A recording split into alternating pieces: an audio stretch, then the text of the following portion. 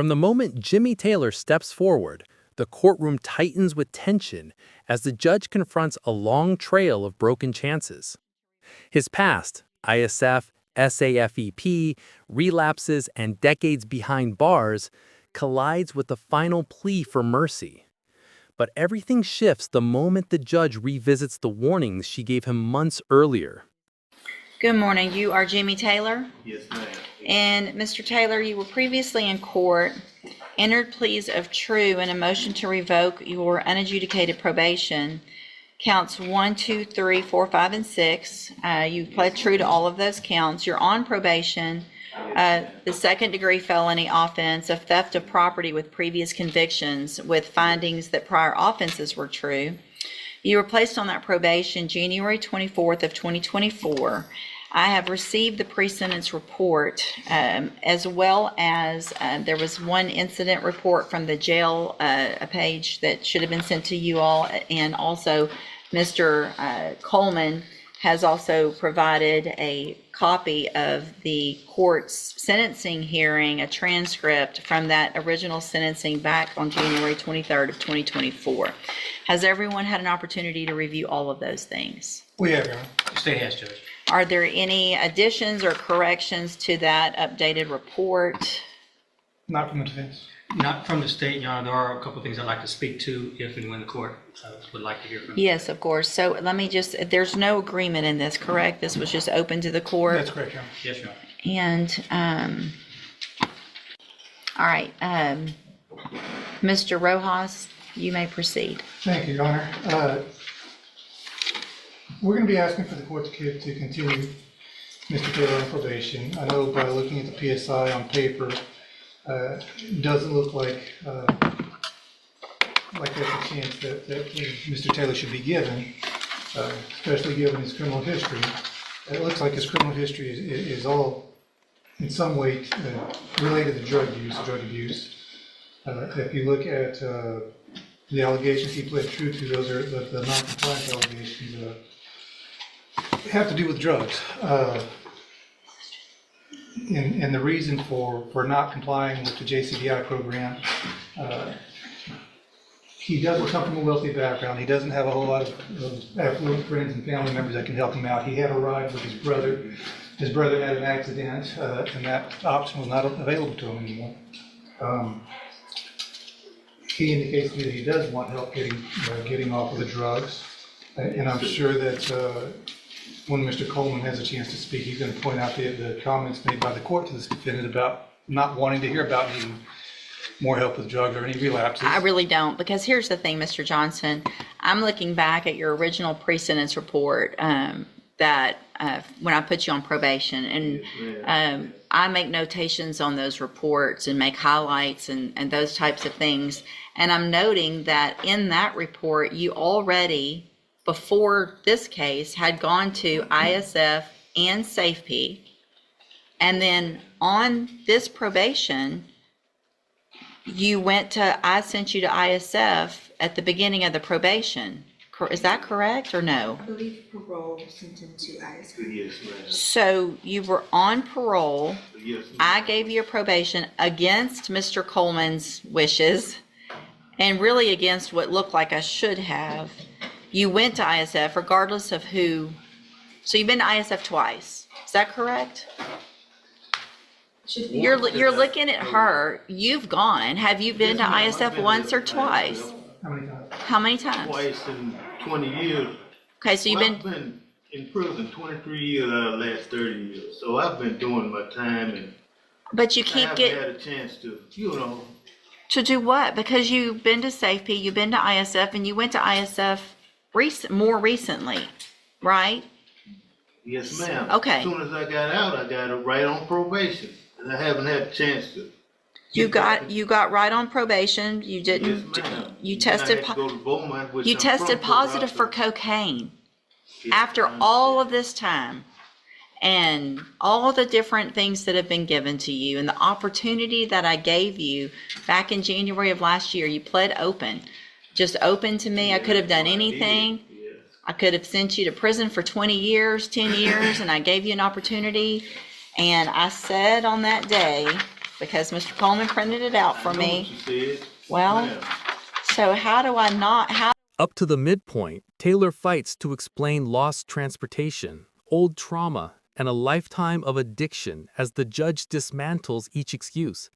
Her patience thins as she questions every contradiction, every relapse, every promise repeated once too often.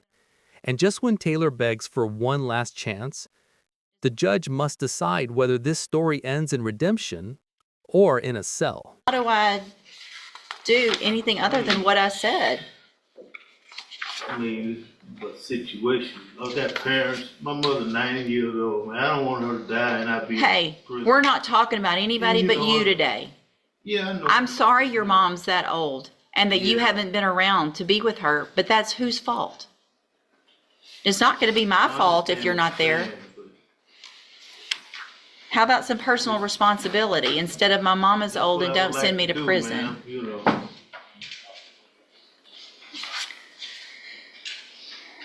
Judge, what I was saying about this. Go ahead. He was warned about not coming back, and the court didn't want to hear about a relapse, but I don't know that this is really a relapse. He never really got the help.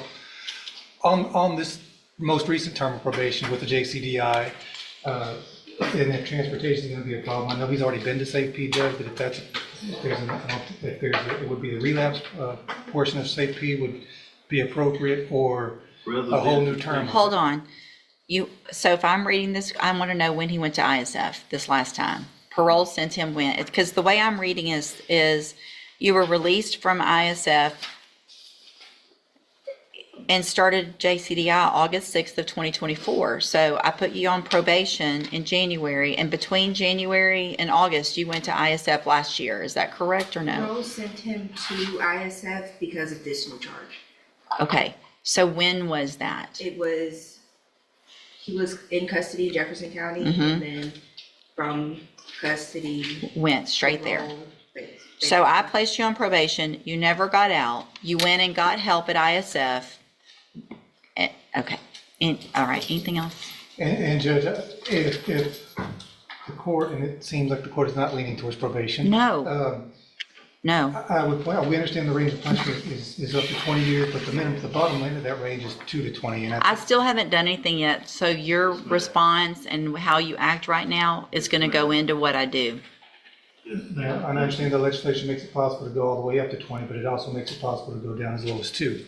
I think we have to look at each case for the facts, and the underlying offense was a theft at the Dollar General, I think, or Family Dollar, I think it was about $100 worth of merchandise. I would ask the court to consider something at the lower end of the range, maybe 2 to 5. Just because we can drop the hammer on them, that doesn't necessarily mean that we should. And that's what we're asking the court to do. Probation is not going to be an option. Thank you. Mr. Coleman? I'll keep it brief. The defendant has earned every bit of a 15-year sentence in prison. That's what I asked for originally. You placed it on deferred. That's what I'm asking for today. 3 things I'd like to quickly point out, Your Honor. Looking at the defendant's version in the updated PSI, he says that when he was placed on in the JCDI program, that he believes it was an attempt to set him up for failure, demonstrating a lack of acceptance of his own responsibility. The resources and time that have been dedicated to this defendant, limited resources, mind you, could have been redirected to someone who is more amenable to being rehabilitated. Lastly, you got his full criminal history there in the original PSI. And I provided you with the transcript from the sentencing just to remind the court. I know you see a lot of defendants, but just to remind the court that you essentially told him up front this was essentially a zero tolerance probation. And I do appreciate that because I do see a lot and I don't remember it all, but Mr. Taylor, do you have anything you want to say? Yes, ma'am, been through a lot of things in my life, people dying in my family and other things, drugs, but, I think,